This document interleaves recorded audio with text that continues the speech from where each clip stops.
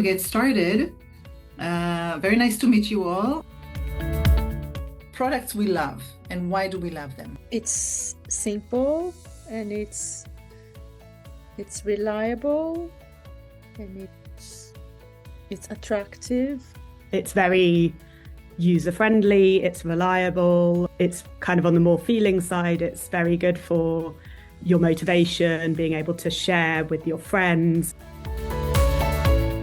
Not seeing it more as domestic versus international, because international is not a country. Really defining what does that mean for you, because what stage of maturity level you are in that market dictates what you're going to build next. What will be your MVP? Product accessibility for global readiness.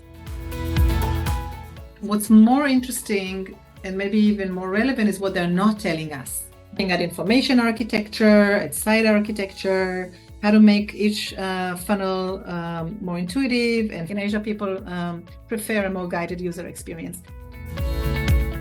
Reveal yourself. I am the flamenco dancer. Ah, that's amazing. No, I was talking about the sport. Sorry. Yes, I have a question about the geo-targeting by IP. You need to accept at the very beginning that there's a lot of things you don't know. And by bringing diversity to the team, you may tap into a lot of things that were blind spots. They would create a wireframe mockup. So these 3+ points make a huge difference in terms of monetization, basically revenue that is lost. And here we are looking at the unique user ID. But when we did a localized UI plus culturalization, it went to 7.3. So, you can go and pull this kind of thing to use it to try to help teams do the right thing.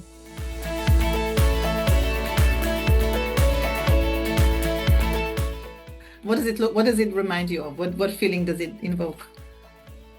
Spider. I would not want to use it. This is a framework that I like to use in Persona Dev. It's a 4-element: physio, psycho, socio, and IDEO. So each of these elements can relate directly to the person themselves. We take we call it vignettes, or a day in a life, and we try to illustrate it so our stakeholders can understand how the task, what they're doing today, would look in the future. It was actually really fun to be able to sign up and just observe and talk to people. It's very fun methodology, actually. When we deal with pricing and payments, with checkout flow, and we need to define the KPIs, what are we actually measuring? We're actually measuring 2 things that relate to voluntary or involuntary churn. So it's really all about retry and reacquire versus refund request.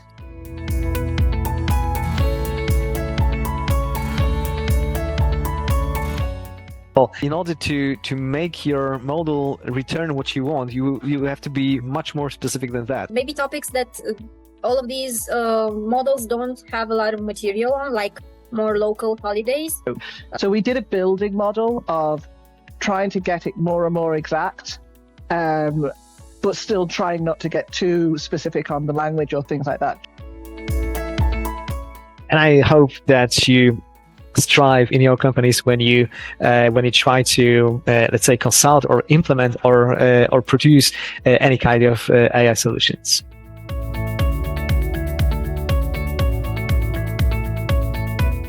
I'm going to phase out and leave you with the amazing hands of Rafael. All right, and have fun. Have a great time. Thank you so much, Dalia, for doing this fantastic welcome, and thank you for organizing the course. That's the 3rd course I'm teaching at LocLearn Upskill School.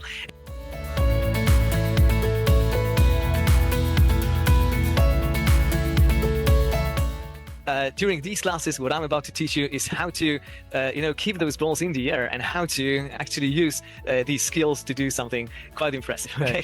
Right? And what happens now is the corpus is now in the memory of our notebook, right? For the clustering, I decided to go with 6 clusters.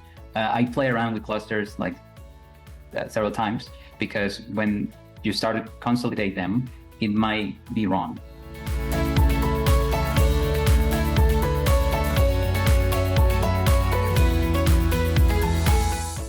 once you have your documents encoded and your question encoded, it all goes down to simple number per number computations. Calculate the distance between two vectors of embeddings, for instance, two words, right? It only takes a split second because, and it doesn't really require any GPU, any kind of sophisticated hardware for that, because in order to get a good solution, you must have a human in the loop. You must have a human designing the whole process, and the ingenuity of human beings is beyond anything that AI can ever achieve.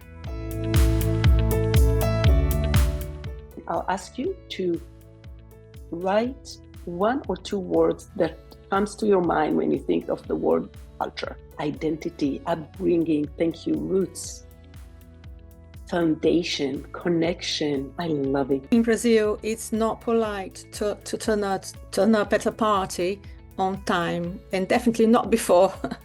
You need to be like 10 or 15 minutes late. That's polite.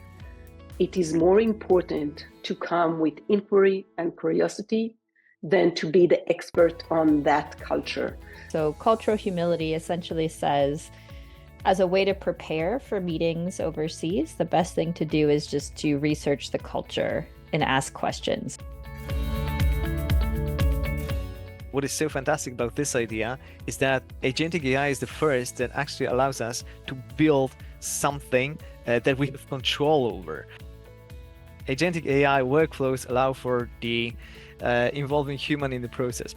Human is building the whole workflow, but human can also make decisions along the way. Would it be possible to enter the prompt in the OpenAI node? So for example, Yes. I just enter a word and then in the node I write, I don't know, translate this word into Spanish. Yes, absolutely. We need to give our LLM some more context. We have 2 triggers in this workflow. One of them is upload file, and the other one is the chat that we know. We uploaded our PDF, right, with the data. And what I'm going to do now is I'm going to ask a very specific question that only this PDF can know. Please generate a product description for a road bike. The agent knows what questions to ask you when I just mentioned a road bike. So what is the brand and model of the road bike? So the platform is suited both for using predefined templates and create your own.